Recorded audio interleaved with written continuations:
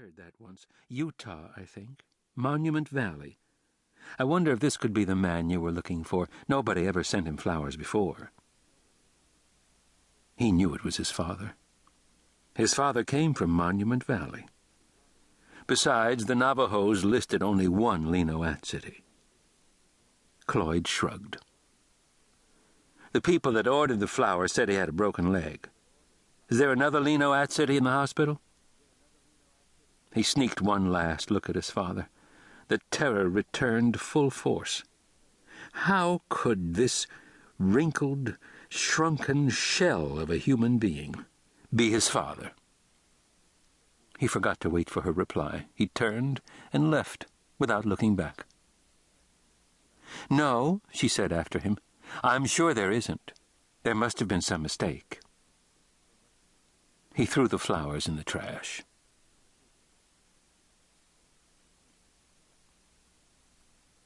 Chapter 2. Cloyd wanted to go home, to Utah, back to White Mesa. Every mile took him farther into Colorado, farther even than Durango, where he'd spent the lonely winter in the group home. He was looking out the window of the van at the beaver dams in the creek along the highway. There weren't any beaver dams where he came from. His house mother didn't speak, and he was glad. She'd said it all before, how he couldn't go home for the summer, how she'd had this idea to put him on a ranch with an old man whose wife had died, and how much he was going to like it. What was the old man going to be like? Cloyd wished he didn't have to meet this Walter Landis. Why wouldn't these people just leave him alone? All winter in the group home, through the miserable days in school, he had looked forward to going home for the summer. Now even that was being taken away from him. They were afraid his grandmother wouldn't make him mind, that she'd let him disappear into the canyons again. Cloyd thought about how good that would be, to disappear and be free. He wanted to run away again, hitchhike home to White Mesa. When he was trying to find his father, he'd hitched all over. "Getting close," his house mother announced cheerfully. She pulled off the highway onto a bumpy dirt road. "Look, there's the river, Cloyd, the Piedra River, through the trees." Cloyd had already noticed the river and the big pines. It was so different from the high desert back home. He rolled the window down all the way. It smelled like pine cones. "Walter's is the only place north of the highway," Susan James said. "After his place, it's all wilderness for 100 miles and more." Cloyd noticed how she drove slowly and deliberately through the potholes, slower than she would have had to.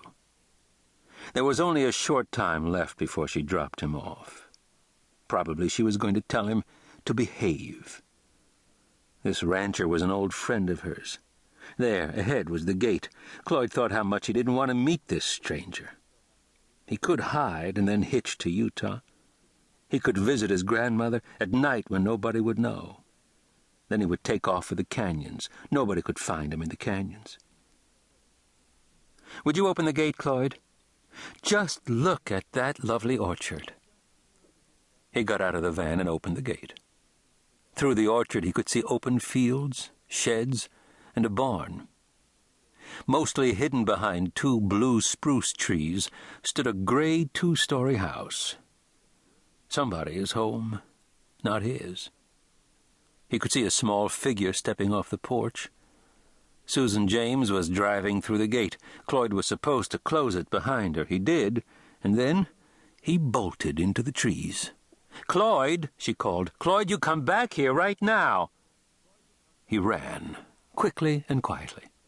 She was chasing him. Cloyd darted this way and that, then hid behind an enormous boulder. His heart was beating fast. He grinned. He knew she couldn't catch him. "For crying out loud," he heard her say. Cloyd skittered 20 or more feet up the boulder's sloping backside, gained its nearly flat top, and lay on his belly. He heard her tramping around in the orchard and calling with her voice raised, thinking he was long gone. She was on her way back to the van when she and the old man met.